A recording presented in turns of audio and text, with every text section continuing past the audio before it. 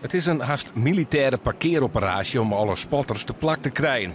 Dat past wel bij een vleenoefening van Defensie. Frisian Flag betekent het summum van het spotterswereldje. Voor het spotterswereldje in Nederland in ieder geval, maar ook in de landen eromheen. Grote oefening. Denk ik dat er zo rond de 10.000 spotters over die 2 weken hier naar Marsum en Jelsum komen zullen. En die komen van dichtbij en van heel ver. Gon zelfs uit Japan.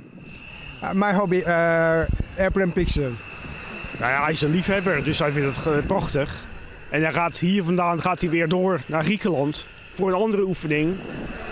Ook met vliegtuigen.